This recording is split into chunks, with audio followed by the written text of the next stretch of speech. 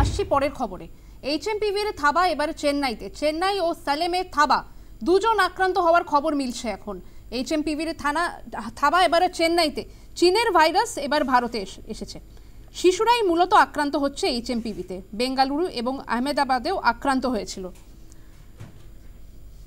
এবার কলকাতাতেও গতকাল আমরা দেখেছিলাম এইচএমপিভিতে আক্রান্ত হয়েছিল একটা শিশু। এবার এইচএমপিভির থাবা চেন্নাইতেও। আমাদের সঙ্গে ফোনে রয়েছেন আমাদের প্রতিনিধি স্বপ্না ঘোষ। স্বপ্না, এইচএমপিভির থাবা এবার চেন্নাইতেও দেখা যাচ্ছে, কি জানা যাচ্ছে? একেবারেই দেখো, কর্ণাটক, গুজরাট এবং পশ্চিমবঙ্গের পর এবার তামিলনাড়ু চেন্নাইতেও কিন্তু এইচএমপিভির হদিশ মিলল, যেখানে জানা যাচ্ছে যে দুজন শিশু তারা কিন্তু এই এইচএমপিভিতে আক্রান্ত হয়েছে। এবং এক্ষেত্রে কিন্তু জানানো হচ্ছে যে রাজ্যের স্বাস্থ্য দপ্তর, অর্থাৎ তামিলনাড়ু রাজ্যের স্বাস্থ্য দপ্তর এবং পরিবার কল্যাণ বিভাগের অতিরিক্ত মুখ্য সচিব তিনি এই বিষয়ে জানিয়েছে। এবং আক্রান্ত দুই শিশুই কিন্তু ইতিমধ্যে স্থিতিশীল অবস্থায় আছে এবং কোনো ভয়ের কারণ নেই।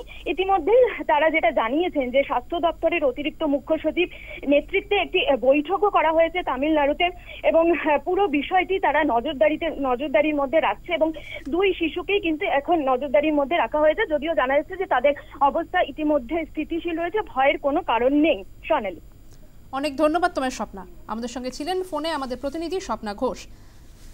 যেমনটা জানা যাচ্ছে ইতিমধ্যেই এইচএমপিভিতে আক্রান্ত দুজন শিশু, চেন্নাই ও সালেমের দুজন শিশু আক্রান্ত হয়েছেন, তবে এখনও তাদের অবস্থা স্থিতিশীল রয়েছে।